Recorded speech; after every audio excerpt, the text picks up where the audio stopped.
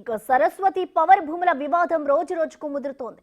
అటు భూములిచ్చిన రైతులు తీవ్ర స్థాయిలో మండిపడుతున్నారు. 15 ఏళ్ల కిందట తమ నుంచి కొన్న భూముల్లో సిమెంట్ పరిశ్రమను ఏర్పాటు చేస్తామని చెప్పారని, అంతేకాకుండా తమకు ఉపాధి కల్పిస్తామని చెప్పారని వాపోతున్నారు. కానీ ఇంతవరకు దాని అతీగతి లేదు. సరికదా ఆ భూములను జంగిల్గా మార్చేశారని ఆగ్రహం వ్యక్తం చేస్తున్నారు.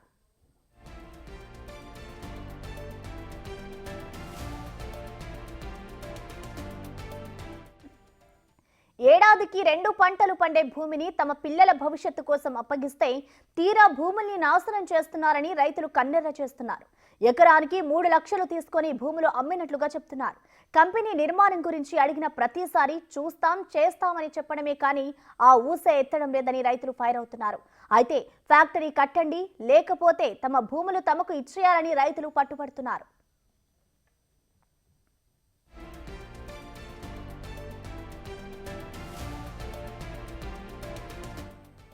ఇక సరస్వతి పవర్ భూములపై మాజీ సీఎం జగన్ స్పందించారు. ఈడీ అటాచ్మెంట్ల వల్లే సిమెంట్ ఫ్యాక్టరీ కట్టలేకపోయామని జగన్ పేర్కొన్నారు. తప్పుడు కేసులు వేసి ఫ్యాక్టరీ నిర్మాణం జరగకుండా అడ్డుకుంది మీరే కదా అని ప్రశ్నించారు.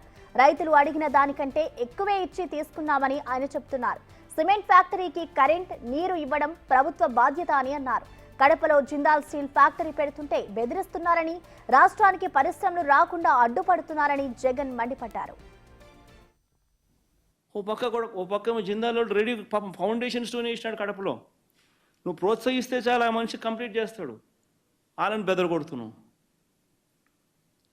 సరస్వతి పవర్ ఇండస్ట్రీస్కి ఎందుకు ఫ్యాక్టరీ నేను కట్టలేకపోయినాను? కారణం ఏంది? మీరే కదా, మీ వల్లే కదా ఈడీ అటాచ్మెంట్లు. ఓ పక్క జిందాలో రెడీ పాపం ఫౌండేషన్ స్టోన్ వేసినాడు కడపలో. నువ్వు ప్రోత్సహిస్తే చాలా ఆ మనిషి కంప్లీట్ చేస్తాడు. వాళ్ళని బెదరగొడుతున్నావు. సరస్వతి పవర్ ఇండస్ట్రీస్కి ఎందుకు ఫ్యాక్టరీ నేను కట్టలేకపోయినాను? కారణం ఏంది? మీరే కదా. దీనికి సంబంధించిన కంప్లీట్ డీటెయిల్స్ ని మా ప్రతినిధి సాయి శంకర్ అందిస్తారు. సాయి శంకర్, చెప్పండి, ఇటు సరస్వతి భూములు ఏదైతే ఉన్నాయో రైతులు ఏం డిమాండ్ చేస్తున్నారు, అసలు డీటెయిల్స్ ఏంటి సాయి శంకర్?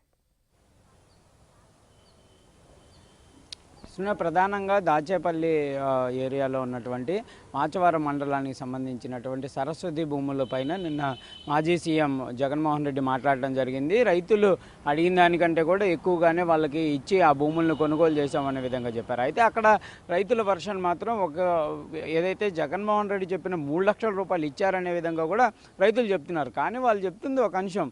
అప్పుడు ఉన్నటువంటి పరిస్థితుల్లో 3 లక్షల రూపాయలకి ఎందుకు ఇచ్చామంటే అక్కడ ఏరియా డెవలప్ అవుతుంది, ఒక సిమెంట్ ఫ్యాక్టరీ వచ్చింది, లేకపోతే అది తీసుకున్న పర్మిషన్ అనేది సరస్వతి పవర్ లిమిటెడ్ అంటే పవర్ కంపెనీకి సంబంధించినటువంటి కంపెనీ వస్తుంది కాబట్టి కంపల్సరీగా తమ ప్రాంతం అనేది అభివృద్ధిలోకి వస్తుంది అనే విధంగా, మా పిల్లలకు ఉద్యోగాలు వస్తాయి, మాకు ఈ ఏరియా డెవలప్ అవుతుంది అనే విధంగా ఇచ్చాము. కానీ ఏళ్ళు గడుస్తున్నా కూడా అక్కడ కనీసం పరిశ్రమ నిర్మాణం జరగకపోతే మాకు తీవ్రమైనటువంటి నష్టం జరుగుతుంది. మేము 3 లక్షల రూపాయలకి తీసుకున్నాం, కానీ ఇప్పుడు అది 30 లక్షల రూపాయలైంది. అదే మా చేతుల్లోనే భూములు ఉంటే 2 పంటలు సంవత్సరానికి 2 పంటలు పండించుకునే వాళ్ళం, ఆదాయం ఉండేది, దాంతోపాటు ధర కూడా పెరుగుతూ ఉండేది ప్రతి ఇయర్. ఇప్పుడు ఉన్నటువంటి ధరల ప్రకారం 30 లక్షల రూపాయల ఆదాయం అనేది మాకు వచ్చేది పంట అమ్ముకుంటే. కానీ ప్రస్తుతం మేము అప్పుడు ఆ ఇండస్ట్రీ వస్తే అక్కడ ఉన్నటువంటి పరిశ్రమ కనుక నిర్మాణం జరిగితే కంపల్సరీగా ఏరియా డెవలప్మెంట్, మా పిల్లల ఉద్యోగాలు ఇన్ని వస్తాయనే ఆశయంతోనే మేము ఇచ్చామనే విధంగా వాళ్ళు చెప్తున్నారు. ప్రస్తుతానికైతే వాళ్ళు క్లియర్గా అడుగుతున్నారు, అసలు ఇక్కడ పరిశ్రమ అనేది పెడతారా పెట్టరా, లేకపోతే మా భూములన్నా మాకు ఇచ్చేసేయండి, మేము సాగు చేసుకుంటాము, మీరు ఎప్పుడు అడిగితే అప్పుడు ఇవ్వడానికి సిద్ధంగా ఉన్నామనే విధంగా కూడా వాళ్ళు చెప్తున్నటువంటి పరిస్థితి ఉంది. అయితే దీనిపైన నిన్న మాట్లాడుతూ జగన్మోహన్ రెడ్డి మాత్రం 3 లక్షలు ఇచ్చాము, కావాలని చెప్పి అక్కడ కరెంటు, నీరు అందించడంలో ప్రభుత్వం విఫలం అవుతుంది అనే విధంగా కూడా మాట్లాడడం జరిగింది. రైతుల వర్షం మాత్రం క్లియర్గా ఉందనే విధంగా చెప్పచ్చు. కంపల్సరీగా వాళ్ళైతే ఒక అంశాన్ని చెప్తున్నారు, 3 లక్షలు డబ్బుల సంగతి మాత్రం వాళ్ళు ఎక్కడ ఎత్తట్లేదు, కానీ అభివృద్ధికి సంబంధించినటువంటి అంశంలో వాళ్ళు చెప్తున్నారు. ఇంకోటి, కొన్ని భూములు ఇవ్వని వాళ్ళని బెదిరించి కూడా తీసుకున్నారనే విధంగా కూడా వాళ్ళు చెప్తున్నారు. ఎవరన్నా ప్రశ్నిస్తే వాళ్ళపైన దాడులు చేశారనే విధంగా కూడా రైతులైతే ఆవేదన వ్యక్తం చేస్తున్నటువంటి పరిస్థితి ఉంది. వాటిపై దీనిపైన మాత్రం ఎక్కడా కూడా జగన్మోహన్ రెడ్డి మాట్లాడినటువంటి పరిస్థితి లేదు. ఎందుకంటే దాడులకు సంబంధించినటువంటి అంశం కానీ బెదిరించి మరీ భూములు కొనుగోలు చేసినటువంటి అంశానికి సంబంధించి ఎక్కడ మాట్లాడలేదు. ఓన్లీ 3 లక్షల రూపాయలు ఇచ్చామని మాత్రమే చెప్తున్నారు. క్లియర్గా ఆ రైతులు మాత్రం దీనిపైన మాత్రం ఆగ్రహం వ్యక్తం చేస్తున్నటువంటి పరిస్థితుల్లోనే ప్రస్తుతం. Thank you Sai Shankar. జాబులు లేకపోతే మేము ఏం చేసి బతకాలా? నా పిల్లగాళ్ళు, నాకు వయసు 60 సంవత్సరాలు వచ్చింది, నా పిల్లగాళ్ళు ఎట్ట బతకాలా?